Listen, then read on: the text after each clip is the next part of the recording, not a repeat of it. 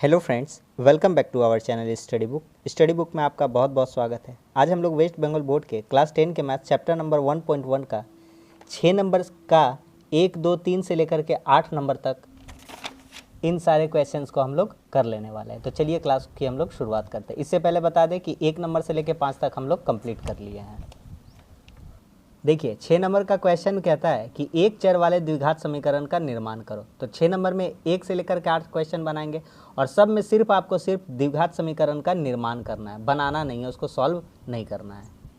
देखिए पहला क्वेश्चन कहता है एक आयताकार क्षेत्र के विकर्ण की लंबाई 15 मीटर तथा उसकी लंबाई चौड़ाई की अपेक्षा 3 मीटर अधिक है, तो हमको एक द्विघात समीकरण की रचना करनी है। सबसे पहले आयताकार का बात है तो एक आयत हम लोग बना लेते हैं। एक रफली हम आयत आपको बना करके दिखाते हैं।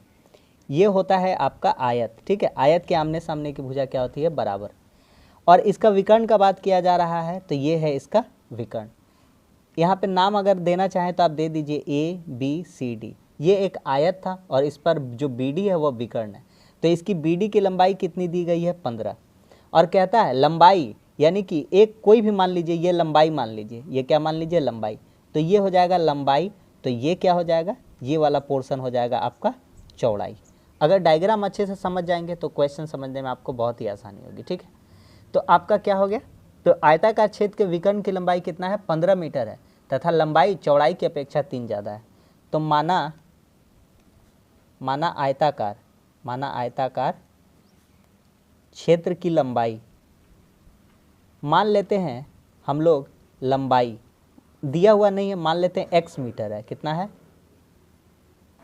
इसका लंबाई नहीं दिया हुआ था, मान लिए आयताकार क्षेत्र की लंबाई कितना है? x है। तो चौड़ाई कितना हो जाएगा यहाँ से? बता पाइएगा? बोलिएगा। आराम से बता देंगे भैया, क्योंकि जो लंबाई है चौड़ाई से 3 ज़्यादा है ना। अच्छा, लंबाई चौड़ाई से ज़्यादा है तो माफ़ करिएगा, ये चौड़ाई कर देते हैं और ये कर देते हैं लंबाई। मान लेते हैं चौड़ाई कितना, यहाँ पे ये चौड़ाई हो जाएगा, ठीक है। इसको चौड़ाई कर लीजिए। क्या कर लीजिए? चौड़ाई, क्योंकि लंबाई चौड़ाई से ज़्यादा था, चौड़ाई से, तो यहाँ पे चौड़ाई मानना पड़ेगा। चौड़ाई कितना मान लिए? x। तो यहाँ पे क्या मानना पड़ेगा? इसको क्या मानना पड़ेगा? लंबाई, ठीक है। लंबाई कितना हो जाएगा आपका? 3 ज़्यादा है तो कितना हो जाएगा? x + 3 metre. इतना दूर का बात समझ में आया, तब हम आगे बढ़ेंगे। लंबाई चौड़ाई से 3 ज़्यादा, चौड़ाई पता ही नहीं है तो माना आयताकार क्षेत्र की चौड़ाई कितना मान लिए? x। तो लंबाई कितना हो जाएगा? x + 3। अब क्या कहता है? विकर्ण की लंबाई। तो आयत का विकर्ण का फॉर्मूला लिखिए। आयत का विकर्ण, इसका फार्मूला क्या होता है भैया? तो इसका फार्मूला होता है √अंडर लंबाई स्क्वायर प्लस चौड़ाई स्क्वायर। ये सिंपल सा फार्मूला होता है। कैसे भैया? तो यहाँ पे लिखिए प्रश्न अनुसार, क्या कह रहा था कि आयताकार क्षेत्र के विकर्ण की लंबाई 15 है। तो हम फॉर्मूला में क्या जानते हैं कि भैया √अंडर लंबाई स्क्वायर, लंबाई कितना है? x + 3 का होल स्क्वायर प्लस चौड़ाई स्क्वायर, चौड़ाई कितना है? x स्क्वायर बराबर कितना हो जाएगा? आयत के विकर्ण के बराबर, यानी कि 15 के। जब तक नहीं समझ में आएगा तब तक नहीं बढ़ेंगे। आयत का विकर्ण बराबर कितना हो जाएगा? √अंडर लंबाई स्क्वायर प्लस चौड़ाई स्क्वायर, लंबाई स्क्वायर प्लस चौड़ाई स्क्वायर। इसको सॉल्व कर देते हैं। इसको, ये जो रूट है इधर से हटेगा तो स्क्वायर चढ़ेगा। हम बार बार बता रहे हैं, जैसे कि हम लिखते हैं आपके सामने कि √36 और बराबर हम आपको कह देते हैं, √36 बराबर कह देते हैं, लिख देते हैं a। तो हम कह सकते हैं कि हम ये कह सकते हैं कि 36 का जो मान हो जाएगा, इधर से रूट हटेगा तो इधर से क्या चढ़ जाएगा? स्क्वायर चढ़ जाएगा। मेरा बात समझ में आ गया कि नहीं? जो रूट हटता है तो क्या चढ़ जाता है? स्क्वायर चढ़ जाता है। रूट हटता है तो क्या चढ़ जाता है? स्क्वायर। तो इसी तरह से ये रूट हटा देंगे तो इधर क्या चढ़ा देंगे? स्क्वायर। तो देखिए a + b का होल स्क्वायर दिख रहा है। अब a + b का होल स्क्वायर दिख रहा है तो भैया a + b का होल स्क्वायर का फार्मूला भी लिखेंगे। तो लिखेंगे a² + 2ab + b square. Rough में सारा काम इधर साइड में करते जाएंगे, सब काम का चीज़ है, आप देखते चलिए। आप देखिए a + b का होल स्क्वायर लिखने सकिएगा? बोलिएगा हाँ। a² + 2a और b, a ये है और b ये है, प्लस b का होल स्क्वायर। b में कितना है? 3, तो 3 का होल स्क्वायर प्लस x² बराबर, ये रूट इधर आके क्या हो जाएगा? 15 का होल स्क्वायर हो जाएगा। बात समझ में आ गया? ठीक है। क्या सिखाए भैया? कि रूट हटता है तो स्क्वायर चढ़ता है। x² एगो, x² एगो, 2 गो x², 3 दूनी कितना हो गया? 6x प्लस 3 का स्क्वायर कितना हो जाएगा 9, और ये 15 का स्क्वायर कितना हो जाएगा 225 हो जाएगा। ठीक है भैया, सब समझ में आ रहा है, आराम आराम से चल रहे हैं। ठीक है, 2x स्क्वायर प्लस 6x और प्लस 9, और ये 225 इधर आ जाएगा तो माइनस में हो जाएगा 225 बराबर 0। एक लाइन और चलेगा, देखिए क्या होगा। हम एक काम करते हैं, 2 को कॉमन निकाल लेते हैं, तो क्या बचेगा एक्स स्क्वायर प्लस 6 में से 2 निकाल लिए तो कितना बचेगा 3x, 2 तिया 6x होता है, और 225 में से 9 घटाइएगा तो 216 बचेगा। 216 में 2 निकाल लिए हैं तो कितना बच जाएगा 108 बच जाएगा। जिसको जिसको ये लाइन नहीं समझ में आया हम यहाँ पे बताते हैं आपको। देखिए आपका लिखा था +9 और माइनस 225, तो आप घटाइएगा तो माइनस 216 होगा, और माइनस 216 में 2 कॉमन जब निकाल लीजिएगा तो अंदर कितना बच जाएगा 108, क्योंकि 2 को 108 से गुना करेंगे तो 216 हो जाएगा। वही चीज़ डायरेक्ट कर दी है, ठीक है, और 2 आके इधर तो नीचे हो जाता है। तो यही हो गया आपका समीकरण, x square plus 3x minus 108 बराबर 0। तो आपका समीकरण क्या हो जाएगा x square plus 3x minus 108 बराबर 0। यही हो जाएगा आपका आंसर। तो उम्मीद करते हैं कि आप समझ गए होंगे। बहुत ही खूबसूरत और प्यारा सा क्वेश्चन था। ये 2 इधर आके क्या हो जाएगा नीचे आ जाएगा, 0 में भागा करेंगे 2 से तो 0 ही हो जाएगा। ठीक है, बढ़ जाते हैं आगे। अगला सवाल कहता है कोई व्यक्ति 80 रुपये में कुछ किलोग्राम चीनी खरीदा, यदि उसी रुपये में वह 4 किलोग्राम चीनी अधिक पाते तो चीनी का प्रति ग्राम दर 1 रुपया कम होता है। यहाँ पे कहता है कुछ किलोग्राम चीनी खरीदा, तो हम मानते हैं कि माना व्यक्ति ने x रुपया में, या लिखते हैं माना कुछ किलोग्राम है ना, तो माना व्यक्ति ने x केजी चीनी 80 रुपये में खरीदा। ठीक है, माना व्यक्ति ने x केजी चीनी 80 रुपये में खरीदा, इसलिए व्यक्ति x केजी चीनी का दाम 80 रुपया है, इसलिए व्यक्ति का 1 केजी चीनी का मूल्य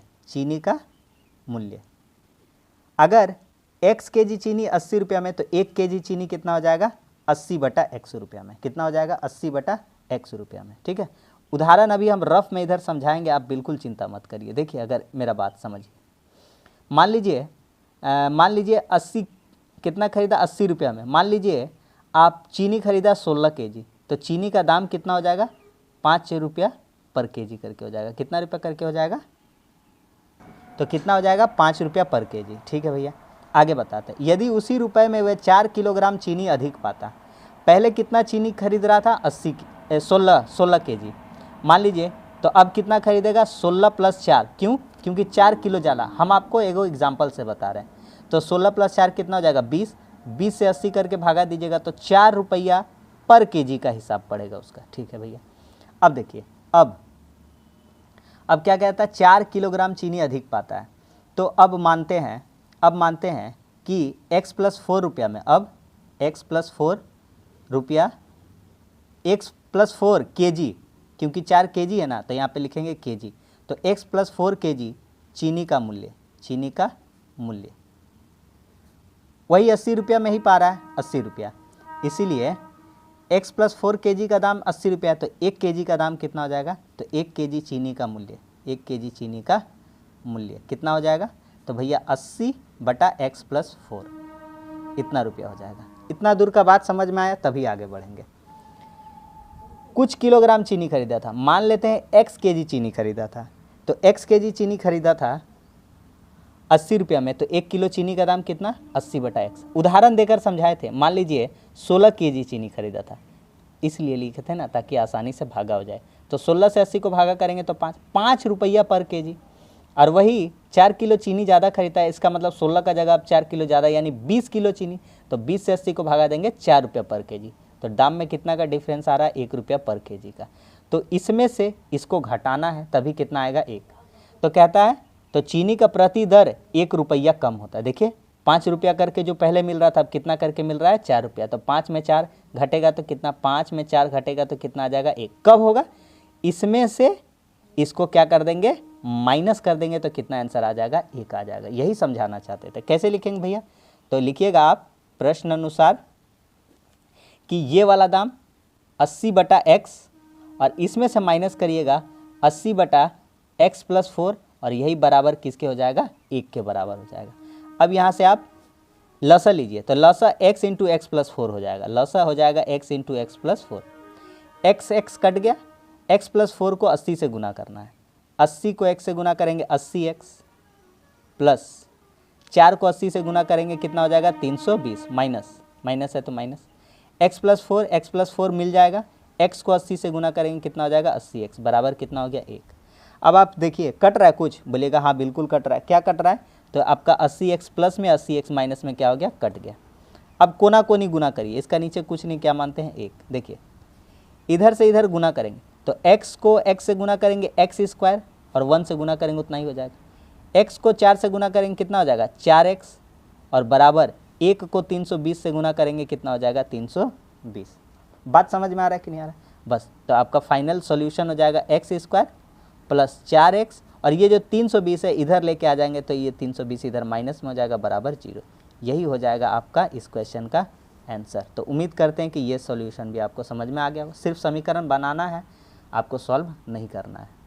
अगला सवाल कहता है 2 स्टेशनों के बीच की दूरी 300 किलोमीटर है, एक रेलगाड़ी पहले स्टेशन के समान वेग से दूसरे स्टेशन की तरफ गई, यदि उसका वेग 5 किलोमीटर ज़्यादा होता तो स्टेशन पहुँचने में 2 घंटा कम लगता। रफ में कुछ बात समझाते हैं, आप समझिए, ठीक है। यहाँ पे लिखते हैं पहले और यहाँ लिखते हैं अब, देखिएगा ध्यान से, ठीक है। 2 स्टेशन के बीच की दूरी कितना है, 2-4 को बात समझिए पहले, ठीक है। दूरी का फॉर्मूला क्या होता है, दूरी बराबर क्या होता है, वेग गुना समय, वेग गुना समय, इंग्लिश में बात करेंगे डिस्टेंस और स्पीड इनटू टाइम। डिस्टेंस बराबर क्या होता है, स्पीड इनटू टाइम, ठीक है। 2 स्थानों के बीच की दूरी कितना है, 300 किलोमीटर है, ठीक है भैया। ये पहले का बात करेंगे, ये अब का बात करेंगे, 2 को बात करेंगे। एक रेलगाड़ी पहले स्टेशन से समान वेग से दूसरे स्टेशन तक, यदि उसका वेग 5 किलोमीटर ज़्यादा होता है, पहले पता ही नहीं है वेग कितना है तो कैसे बता दें कि 5 किलोमीटर ज़्यादा कम कितना होगा, कि 10 का स्पीड है कि 5 का स्पीड है कि 15 का है, 25 का है, 50 करोड़ का है, कितना का स्पीड है नहीं पता है। माना रेलगाड़ी की स्पीड, माना रेलगाड़ी की स्पीड मान लेते हैं रेलगाड़ी का स्पीड कितना है x किलोमीटर पर आवर, ठीक है भैया। अब कितना हो जाएगा स्पीड, तो अब स्पीड हो जाएगा, अब स्पीड कितना हो जाएगा, तो बोला 5 किलोमीटर ज़्यादा होता है तो अब कितना हो जाएगा x + 5 किलोमीटर पर आवर। बहुत अच्छा भैया, एकदम समझ में आ रहा है, ठीक है। पहले भी डिस्टेंस यानी दूरी, पहले डिस्टेंस कितना था 300 और अब भी डिस्टेंस वही सेम चीज़ है, कितना है 300, ठीक है भैया। तो यहाँ पे क्या कह दिया, स्पीड दिया है, डिस्टेंस दिया है, स्पीड दिया है, डिस्टेंस, तो टाइम कैसे निकलेगा, तो टाइम का फार्मूला हो जाएगा डिस्टेंस और ये स्पीड टान के चला आता है नीचे, तो टाइम का फार्मूला हो गया d/s, क्या हो गया d/s, डिस्टेंस बटा स्पीड। इसीलिए पहले समय टाइम वन, पहले टाइम कितना लगता था, तो 300 बटा कितना लगता था x, और अब कितना टाइम लगता है, तो टाइम 2, इसीलिए लिख दिए 300 बटा x + 5। जो मेरा बात ये सब समझ में आ रहा हो, जिसको बोलिएगा हाँ कि भैया बहुत अच्छा सा समझ में आ रहा है, एकदम आसान तरीका समझ में आ रहा है, कोई एकदम झोल झाल नहीं है। पहले रेलगाड़ी का स्पीड मान लिए थे x किलोमीटर पर आवर, अब कितना हो गया भैया, बढ़ा दिया स्पीड 5 तो x + 5 हो गया। पहले भी डिस्टेंस 300, अभी भी 300। पहले टाइम कितना लगता है भैया, टाइम का फार्मूला तो आप बताएं, डिस्टेंस बटा स्पीड, तो पहले डिस्टेंस 300 था दूरी बटा समय कितना था x, अभी भी 300 दूरी और स्पीड अब बढ़ गया। आप एक बात बताइए हमको, अगर मान लीजिए पहले 300 का दूरी था, ठीक है भैया, बहुत अच्छी बात है, और पहले मेरा स्पीड 15 का था, तो मेरा कितना टाइम लग रहा था, तो बोलिएगा 20 घंटा, 15 दूनी 30, ठीक है भैया। अब मेरा 300 का दूरी है, अब मान लीजिए 5 बढ़ा दिए हैं तो 15 की जगह कितना हो जाएगा 20 हो जाएगा, तो अब कितना घंटा लगेगा 15 घंटा। यानी कि समय पहले किस में ज़्यादा लगता था, इसमें ज़्यादा लगता था, अब समय कम किस में लग रहा है, सेकेंड वाला में। तो अंतर कब आएगा, जब बड़ा में से छोटा को क्या करेंगे, माइनस करेंगे। तो वही करने जा रहे हैं भैया, बड़ा में से छोटा को क्या करेंगे, घटाएंगे। तो हमारा प्रश्न अनुसार हो जाएगा, 300 बटा x माइनस 300 बटा x + 5, और यही अंतर कितना घंटे के बराबर है, 2 घंटा के। जिसको नहीं समझ में आएगा हम आगे बढ़ेंगे ही नहीं, एकदम मोस्ट VVI सारा क्वेश्चन करा रहे हैं, ठीक है भैया। अब जो बचता है उसको हम पीछे बनाते हैं। चलिए ठीक है, यही था हमारा। अब इसको हम लोग लसा लेते हैं। तो लसा लेना तो जानते हैं, लसा क्या हो जाएगा, x इंटू एक्स प्लस 5 हो जाएगा लसा, ठीक है, क्योंकि कुछ नहीं मिला था। x x कट जाएगा, बचेगा x प्लस 5 से 300 को गुना करना है। तो 300 को गुना करेंगे तो कितना हो जाएगा हमारा हो जाएगा 300, और x से गुना करेंगे x हो जाएगा, है ना, और प्लस 300 को 5 से गुना करेंगे कितना हो जाएगा 1500, फिर माइनस है तो माइनस, x प्लस 5 मिल गया है, x से 300 को गुना करेंगे कितना हो जाएगा 300 x, ठीक है, बराबर कितना हो जाएगा 2। इसका नीचे कुछ नहीं है, मान लीजिए कुछ कुछ कट रहा है तो काट दिया जाएगा। 300x माइनस में 300x प्लस में क्या हो गया, कट गया। तो हमारा बचा क्या है, कोना कोनी गुना करिए, देखिए पता चल जाएगा, x स्क्वायर और 2 से गुना करेंगे कितना हो जाएगा 2x स्क्वायर, प्लस 5x और 2, 5 दूनी कितना हो जाएगा 10x बराबर 1500। तो इधर आइए 2x स्क्वायर प्लस 10x और ये 1500 इधर लेके आ जाएंगे तो क्या हो जाएगा माइनस बराबर 0। यहाँ से 2 कॉमन निकालेंगे तो बचेगा x स्क्वायर, 2 बचे कितना होता है 10x, और इसमें से कॉमन निकालेंगे कितना बचेगा 750। 1500 में 2 कॉमन निकालेंगे 750 गुना 215 होता है ना, x square plus 5x minus 750 बराबर 0/2। ये 0/2 तो 0 ही हो जाएगा ना, तो बचेगा x square plus 5x minus 750 बराबर 0। यही हो गया हमारा समीकरण, यही हो गया आंसर। उम्मीद करते हैं कि ये क्वेश्चन समझ में आ गया होगा। अगला सवाल देखिए 4 नंबर, बहुत ही अच्छा सवाल है। कहता है कोई घड़ी विक्रेता 336 रुपये में कोई घड़ी विक्रय किया, वह जितने रुपए में घड़ी खरीदा उसे घड़ी विक्रय में उतना ही प्रतिशत लाभ हुआ। जितना में खरीदा था, हमको क्या पता भैया कितना में खरीदा, माना घड़ी का कॉस्ट प्राइस, माना घड़ी का क्रय मूल्य, कॉस्ट प्राइस जिसे कहते हैं हिंदी इंग्लिश में, ठीक है, सीपी, क्रय मूल्य मान लेते 100 रुपया में खरीदा था, ठीक है भैया 100 रुपया में खरीदा था। लाभ कितना हुआ है तो तो लाभ कितना हुआ है, कहता है जितना रुपये में घड़ी खरीदा था उतना ही उसे लाभ भी हुआ है। तो लाभ कितना हुआ है, लाभ भी हुआ है इसको x%, ठीक है भैया, समझ में आ रहा है बात आपका, ठीक। अच्छा, विक्रय मूल्य कितना दिया हुआ है, विक्रय मूल्य कितना में बेचा है 336 रुपया में, तो 336 रुपया। भैया एगो चीज़ बताइए, बोलिए क्या, अगर हमने क्रय मूल्य, अब विक्रय मूल्य मान लीजिए हमने 100 में खरीदा और 120 में बेचा, तो लाभ हुआ कि हानि हुआ, तो बोलिएगा भैया तो लाभ है तो होगा, 100 में खरीद के 120 में बेचेंगे तो कैसे लाभ आएगा, तो लाभ आएगा भैया विक्रय मूल्य और इसमें माइनस कर दीजिए भैया क्रय मूल्य, तो आपका क्या आ जाएगा लाभ। तो लाभ का फार्मूला विक्रय मूल्य माइनस क्रय मूल्य, इसीलिए लाभ बराबर, तो लाभ कितना हो जाएगा, लाभ कैसे निकलेगा, तो 336 माइनस कितना हो जाएगा x, ठीक है, विक्रय मूल्य माइनस क्रय मूल्य। अब कह रहा था उसे घड़ी विक्रय में उतना ही प्रतिशत लाभ हुआ, तो अब निकालेंगे प्रतिशत लाभ, क्या निकालेंगे प्रतिशत लाभ। तो प्रतिशत लाभ का फार्मूला होता है भैया, लिख लीजिए प्रतिशत लाभ का फार्मूला, यहाँ पे हम लिखवा देते हैं। तो प्रतिशत लाभ का फार्मूला क्या होता है, ऊपर में लिखिए लाभ, क्या लिखिए लाभ बटा, नीचे हमेशा क्रय मूल्य रहेगा, क्या रहेगा क्रय मूल्य, और इंटू 100, ये फार्मूला होता है, ठीक है, लिख लीजिएगा, इंपॉर्टेंट फार्मूला है, एग्जाम में आएगा ये सवाल। चलिए भैया ठीक है, तो प्रतिशत लाभ का फार्मूला, तो लाभ कितना हुआ है, तो लाभ हुआ ये वाला 336 माइनस x, ये लाभ है, नीचे क्रय मूल्य कितना हो जाएगा आपका x और इंटू कितना हो जाएगा 100, ये हो गया प्रतिशत लाभ। अब आते हैं प्रश्न अनुसार,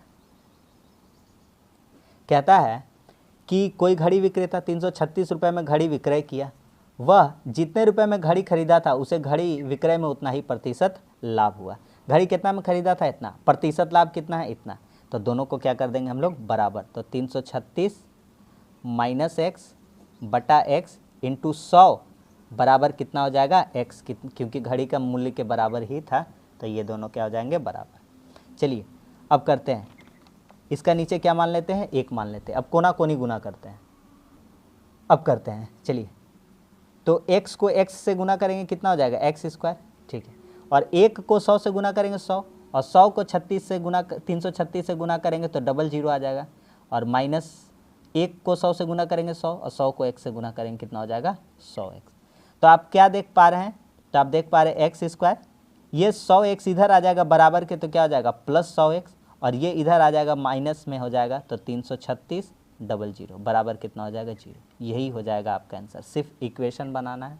उम्मीद करते हैं समझ में आया होगा। बहुत ही बेहतरीन और ज़बरदस्त क्वेश्चन था। नहीं समझ में आया तो एक बार और से देखिए, शुरू से देखिए, फिर से एक बार बता देते हैं। घड़ी का क्रय मूल्य मान लिए 100 रुपया, लाभ भी उतना ही परसेंट हुआ है। कितना लाभ? प्रतिशत लाभ, x%। विक्रय मूल्य कितना दिया हुआ था? 336। लाभ कब होता है? जब विक्रय मूल्य से क्रय मूल्य घटाते हैं। 100 में खरीदे 120 में बेचे, यानी लाभ होता है। तो 120 में 100 घटाते हैं तभी लाभ होता है। तो विक्रय मूल्य माइनस क्रय मूल्य, तो हमने भी वही लिखा है, विक्रय मूल्य माइनस क्रय मूल्य। लाभ प्रतिशत कैसे निकलता है भैया?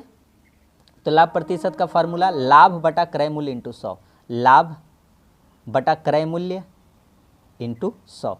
और यही जो मान है उतना प्रतिशत जितना में घड़ी खरीदा था, घड़ी कितना में? x में, तो इसी के बराबर है। बस अभी यहाँ से बना दिए, यही हो गया आपका सॉल्यूशन। तो उम्मीद करते हैं समझ में आ गया होगा। आगे बढ़ते हैं। देखिए 5 नंबर क्वेश्चन, नदी के धारा का वेग। अब देखिए दो चीज़ होता है, ये कोई नदी है, ये कोई क्या है? नदी है, ठीक है। ये नदी बह रही है, ये नदी बह रही है, नदी बह रही है, नदी इधर बह रही है, इधर, ठीक है। क्या होगा ना, जब आप इस पर एक बोट चलाइएगा, क्या चलाइएगा? जब इस पर आप एक बोट चलाइएगा, बोट, तो बोट चलाइएगा तो जब नदी का धारा है ना, पानी का बहाव का दिशा में आपका मदद करेगा। आपका वेग और नदी का धारा का जो वेग है वो दोनों प्लस हो जाएगा। क्या हो जाएगा? प्लस हो जाएगा। लेकिन नदी का धारा का अगर आप उल्टा दिशा में जाइएगा, क्या जाइएगा? उल्टा दिशा में, तो आपका वेग और नदी का धारा का वेग दोनों क्या हो जाएगा? माइनस। यानी कि जब नदी के साथ जाइएगा, नदी के धारा के साथ, तो वेग प्लस हो जाएगा, और धारा के उल्टा आइएगा तो वेग क्या हो जाएगा? माइनस हो जाएगा। चलिए समझते हैं कैसे। नदी के धारा का वेग 2 है। रतन नाविक को नदी के धारा के अनुकूल 21 किलोमीटर जाने और वापस पुनः उसी प्रारंभिक जगह पर आने में 10 घंटा समय लगा। नदी का धारा का वेग दिया है, तो माना रतन नाविक का वेग, ये तो नहीं दिया है ना, माना रतन नाविक का वेग, मान लेते रतन नाविक का वेग कितना है? x किलोमीटर पर आवर, ठीक है भैया। तो रतन नाविक का वेग x किलोमीटर पर आवर है, तो धारा का वेग कितना दिया है? धारा का वेग कितना दिया है? 2 किलोमीटर पर आवर, ठीक है भैया। तो लिखते हैं धारा के अनुकूल, यानी धारा के साथ, अनुकूल वर्ड दिया है, धारा के अनुकूल। और यहाँ लिखते हैं धारा के प्रतिकूल, धारा के प्रतिकूल, ठीक है भैया। दो बात लिखिएगा, ठीक है भैया, लिखिए। एक लिखिए धारा के अनुकूल, एक धारा के प्रतिकूल, ठीक है। अच्छा, धारा के अनुकूल डिस्टेंस कितना है? सेम चीज़ वही करेंगे जो अभी प्रीवियस क्वेश्चन में करके आए थे। 21 किलोमीटर डिस्टेंस है, इधर भी जाएगा 21 किलोमीटर, यहाँ भी डिस्टेंस कितना है? 21 किलोमीटर, ठीक है भैया। यहाँ रफ करिएगा, ठीक है। चलिए, यहाँ पे वेग कितना हो जाएगा? स्पीड, यहाँ स्पीड कितना हो जाएगा भैया? तो धारा के साथ जा रहे हैं ना, भैया अभी बताए थे, धारा के साथ जाने से दोनों का स्पीड जुड़ जाएगा। आपका वेग जो नाव का है, और धारा भी तो कुछ पानी का दिशा है जो बह रहा है, उसका भी तो अपना वेग है, तो x+2 हो जाएगा। तो स्पीड यहाँ पे जुट जाएगा x+2। भैया यहाँ स्पीड कितना हो जाएगा? अरे बबुआ उल्टा जा रहे हैं, उल्टा, धारा के उल्टा दिशा में, हवा जो दिशा में चल रहा है उसका दिशा में जाइएगा तो आपका प्रतिरोध है ना करेगा। हवा मान लीजिए पूरब तरफ से आ रहा है और आप पश्चिम की तरफ से आ रहे हैं, तो आपका प्रतिरोध करेगा। तो वही बात होता है कि धारा जिस दिशा में पानी बह रहा है उसका उल्टा दिशा में जाइएगा तो आपका प्रतिरोध ही करेगा। तो आपका वेग क्या हो जाएगा? x-2 हो जाएगा। तो डिस्टेंस है, स्पीड अभी तो सिखाए थे भैया कुछ, हाँ। तो टाइम का फार्मूला क्या हो जाएगा? डिस्टेंस बाई स्पीड, क्योंकि डिस्टेंस का फार्मूला था स्पीड इनटू टाइम, तो टाइम का फार्मूला।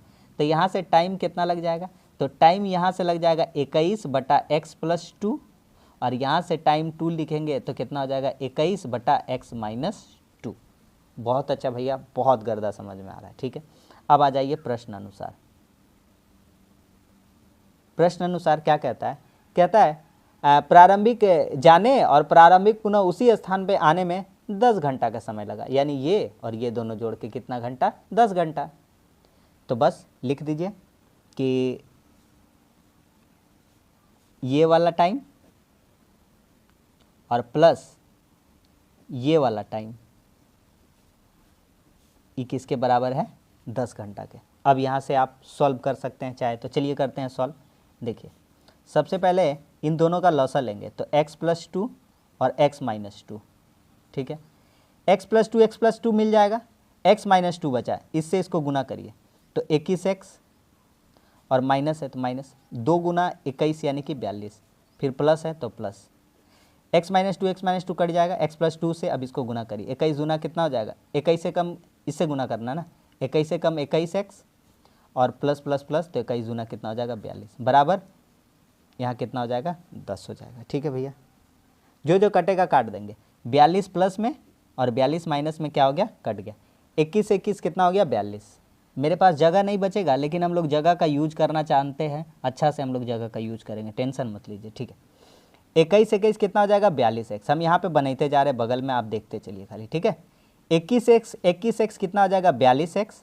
ठीक है भैया, नीचे कितना हो जाएगा, नीचे गुना करवा दे भैया, तो गुना करवा दीजिएगा तो बहुत बढ़िया बात रहेगा, नहीं तो बाद में भी गुना कर सकते हैं, कोई दिक्कत नहीं है। ठीक है, गुना करवा देते हैं, तो गुना करिए तो आपका हो जाएगा x कितना हो जाएगा, चाहे छोड़ दीजिए इसको, चाहे गुना करिए लीजिए, x कितना हो जाएगा x स्क्वायर, x को -2 से गुना करेंगे -2x, या तो डायरेक्ट ही फार्मूला दिख रहा है, क्या दिख रहा है a plus B a minus B, क्या दिख रहा है फार्मूला, हमको फार्मूला दिख रहा है a प्लस बी और a माइनस बी, तो ये फार्मूला होता है किसका, a square minus B square का, तो इसको डायरेक्ट लिख सकते हैं a square minus B square, तो हम क्या लिख देंगे, तो x स्क्वायर और -2 का होल स्क्वायर कर देंगे और बराबर लिख देंगे कितना 10 के, इसका नीचे कुछ नहीं, क्या मान लेंगे 1। अब देखिए इधर से इधर, इधर से इधर गुना, इधर से इधर गुना, तो 10 को 1 से गुना करेंगे कितना हो जाएगा 10x स्क्वायर, ये 2 का स्क्वायर 4 हो जाएगा, 4 10 से कितना हो जाएगा 40, कितना हो जाएगा 40 और बराबर 42x, और 42x इधर में आता तो हम इधर लेके आ जाएंगे तो कितना हो जाएगा -42x। यही हो गया आपका समीकरण, यही हो गया आपका आंसर। तो उम्मीद करते हैं बराबर, इतना बराबर कितना हो जाएगा 0, यही हो गया आपका समीकरण। तो उम्मीद करते हैं ये भी समझ में आ गया, जगह थोड़ा सा शॉर्ट पड़ गया लेकिन समझाने में हम आपका कोई कमी नहीं छोड़े। तो आपका आंसर कैसे लिख सकते हैं, तो आप आंसर लिख सकते हैं 10x स्क्वायर माइनस 42x, यहाँ कॉमन भी निकल जाएगा, क्या निकल जाएगा कॉमन, लेकिन नहीं भी निकालिएगा तो कोई दिक्कत नहीं है, निकाल देते हैं। देखिए 2 कॉमन निकाल लेंगे तो कितना बच जाएगा, यहाँ से 5x स्क्वायर और क्या बच जाएगा, यहाँ से 21x बच जाएगा और -20 बच जाएगा बराबर 0। तो आपका आंसर हो जाएगा 5x स्क्वायर -21x -20 बराबर 0। ठीक है, तो बहुत ही अच्छा सा समझा दिए, उम्मीद करते हैं समझ में आ गया होगा। अंदाज गलत हो गया, जगह का छोटा छोटा पड़ जाए, अब जगह छोटा नहीं पड़ने देंगे, चिंता मत करिए। हमारे घर के बगीचे की, अगला क्वेश्चन, हमारे घर के बगीचे की सफाई करने महिम की अपेक्षा मजीद को 3 घंटा कम समय लगा, वे दोनों मिलकर 2 घंटा में समाप्त कर देते हैं, तो इसका समीकरण बनाइए। ठीक है, मजीद को महिम की अपेक्षा मजीद को 3 घंटा कम लगा, मजीद को 3 घंटा, महिम को कितना लगा पता नहीं है, तो लिखिए माना महिम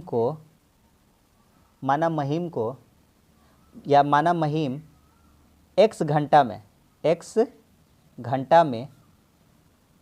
काम करता है, इसीलिए महिम 1 घंटा में 1/x काम करता है। ठीक है,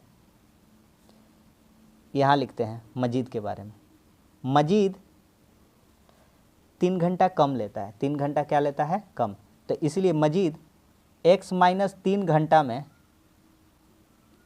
में एक काम, इसीलिए जो मजीद है 1 घंटा में 1/x माइनस 3 काम। बोलिए, जब तक नहीं समझ में आएगा हम बढ़ेंगे ही नहीं आगे। मान लेते हैं कि जो महिम था x घंटा में एक काम करता है, ठीक है, तो 1 घंटा में कितना काम करेगा 1/x, एक नियम तो पढ़े हैं ना बच्चा में भाई, बोलिएगा बिल्कुल, अभी नहीं पढ़े हैं तो यहाँ भैया तो सिखा रहे हैं।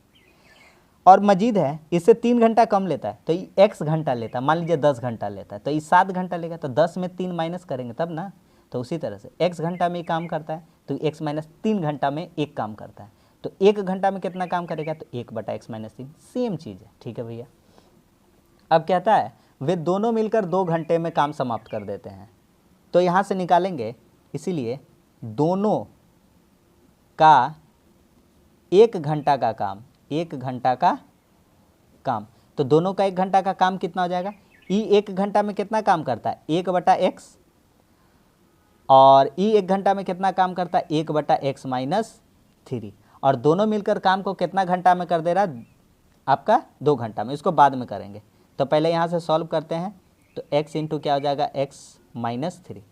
अब देखिए x कट जाएगा, ये ऊपर में गुना हो जाएगा x माइनस 3, 1 से गुना हो जाएगा, प्लस x माइनस 3 पूरा पूरी कट जाएगा, x से गुना हो जाएगा x। ठीक है, एगो x के हो जाएगा 2x, तो आपका हो जाएगा 2x माइनस 3 बटा x इंटू x माइनस 3।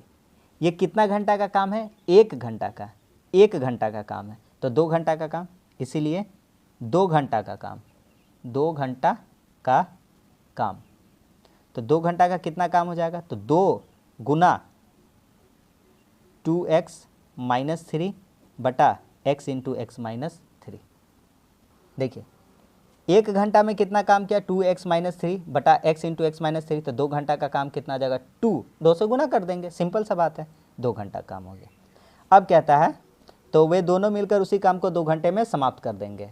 तो अब हम करेंगे प्रश्न अनुसार, क्या करेंगे प्रश्न अनुसार, देखिए यहाँ करते हैं, ठीक है, यहाँ करते हैं प्रश्न अनुसार। एक बात बताइए, कुल मिलाकर दुनिया में काम कितना होता है 1 होता है, कितना होता है 1। तो ये 2 घंटा में ये लोग जो काम कर रहा है 2 इंटू 2x माइनस 3 बटा x इंटू एक्स माइनस 3, ये किसके बराबर हो जाएगा 1 के, और नीचे कुछ नहीं, क्या मान लिए 1। कुल काम दुनिया में कितना होता है 1 होता है, इसका नीचे कुछ नहीं 1 मान लें, 1 को 1 से इधर से गुना करिए, चलिए करते जाइए। 2 एकम 2, 2 दूनी कितना हो जाएगा 4x, और माइनस 1 3 3, 3 दूनी कितना हो गया 6, बराबर इसको इससे गुना करिए, एक्स स्क्वायर को 1 से गुना करेंगे एक्स स्क्वायर, 3x को 1 से गुना करेंगे 3x। ठीक है, पूरा पूरी इधर उधर लिख दीजिए, एक्स स्क्वायर माइनस 3x बराबर 4x माइनस, किसी का साइन नहीं बदलना है, पूरा पूरी उधर लिखे हैं। अब एक्स स्क्वायर, ये 4x इधर आ जाएगा माइनस में, तो 3x माइनस में और 4x इधर कितना हो जाएगा 7x, ये माइनस 6 इधर आ जाएगा तो हो जाएगा प्लस में, बराबर 0। तो यही हो जाएगा आपका खूबसूरत सा प्यारा सा आंसर। तो उम्मीद करते हैं कि ये क्वेश्चन भी आपको समझ में आ गया होगा, बहुत ही इंपॉर्टेंट क्वेश्चन है, समीकरण बनाने आ जाएगा तो आप ऐसे बना सकते हैं। आगे बढ़ते हैं, 7वां नंबर क्वेश्चन, बहुत ज़्यादा इंपॉर्टेंट क्वेश्चन है, बहुत ज़्यादा इंपॉर्टेंट। ठीक है, कहता है किसी 2 अंकों की संख्या में, सबसे पहले हम आपको संख्या का ज्ञान करवाते हैं। संख्या क्या होती है, देखिए हम लिख देते हैं, कुछ भी लिख देते हैं आपके सामने, 63 लिख दिए, 63, तो इसको कैसे लिख सकते हैं, इसको लिख सकते हैं 10 गुना दहाई जोड़ इकाई। बोलिएगा कैसे भैया, दिखाइए तो। बोलेंगे 10 गुना दहाई, इकाई दहाई में कितना है 6, प्लस इकाई में कितना है 3, 10 छके 60, 60 और 3 कितना हो गया 63। तो संख्या आ गई, क्या आ गई संख्या। तो संख्या क्या फार्मूला 10 गुना दहाई जोड़ इकाई। ठीक है भैया, किसी 2 अंकों की संख्या में इकाई का अंक दहाई की अपेक्षा 6 अधिक है, दहाई की अपेक्षा, तो दहाई देवे तो नहीं किया है, माना दहाई अंक, माना दहाई अंक, मान लेते दहाई अंक कितना है x, इसीलिए इकाई अंक, इसीलिए इकाई अंक कितना हो जाएगा, इससे 6 ज़्यादा है, यानी कि x प्लस 6। ठीक है भैया, अब इसलिए अभीष्ट संख्या निकालिए भैया,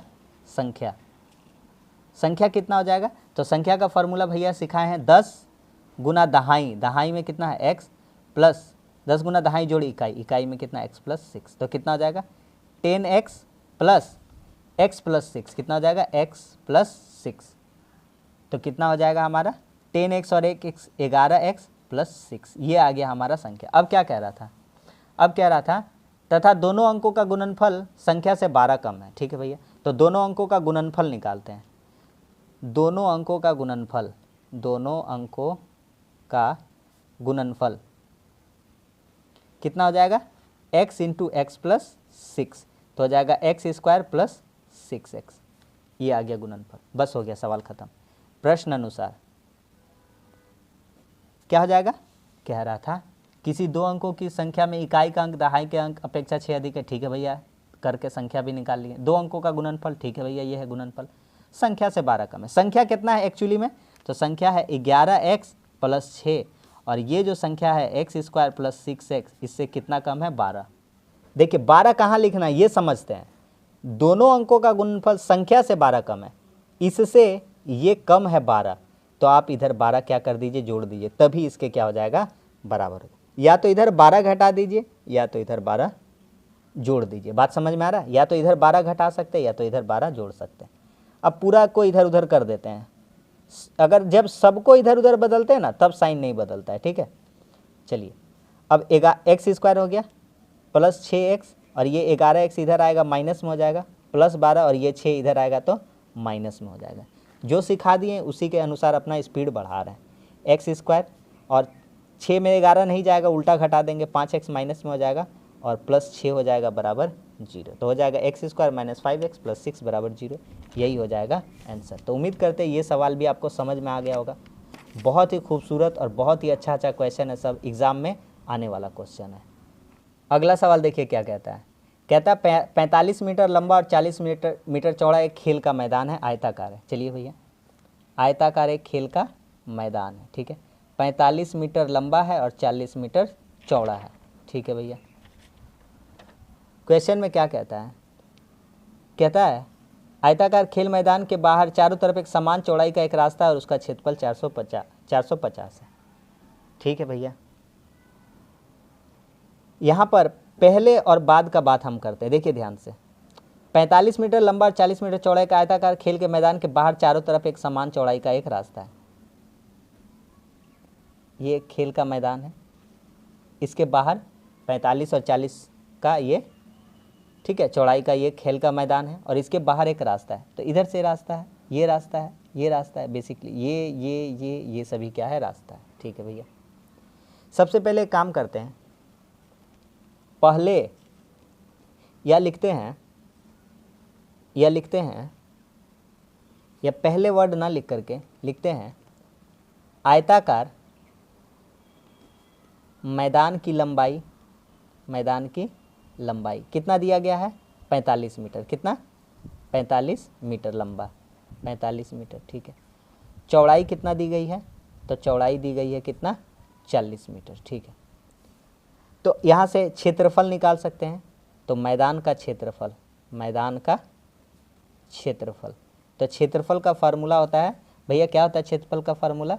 तो क्षेत्रफल का फार्मूला होता है लंबाई गुना चौड़ाई। कोई ऐसा सवाल नहीं बताएं जिसमें हम आपको फार्मूला नहीं बताएं।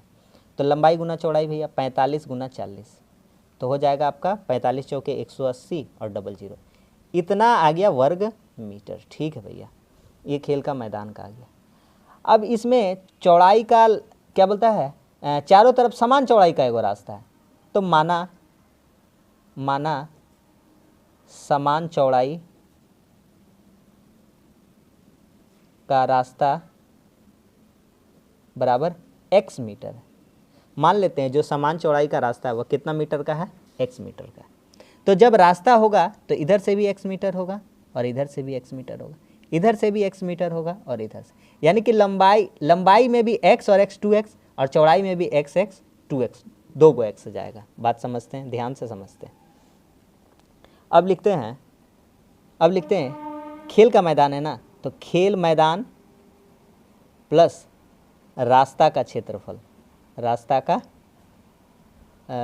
खेल का मैदान और प्लस रास्ता का क्षेत्रफल निकालते हैं। तो वही फार्मूला आएगा क्या? लंबाई गुना चौड़ाई। तो इसलिए अब लंबाई कितनी हो जाएगी देखिए। तो पहले लंबाई कितना था? 45 मीटर। तो पहले 45 मीटर लंबाई था और लंबाई इधर से भी x बढ़ेगा, इधर से भी x बढ़ेगा, तो कितना बढ़ जाएगा? 2x। अब चौड़ाई कितना हो जाएगा? तो अब चौड़ाई हो जाएगा 40 था पहले, कितना था पहले? इधर से भी x बढ़ेगा, इधर से भी x बढ़ेगा, कितना बढ़ जाएगा? 2x metre. सवाल बहुत ही जानदार सवाल है, हो गया। तो इसीलिए अब क्षेत्रफल कितना हो जाएगा? अब क्षेत्रफल इसका निकाल रहे हैं, खेल का मैदान प्लस रास्ता का क्षेत्रफल।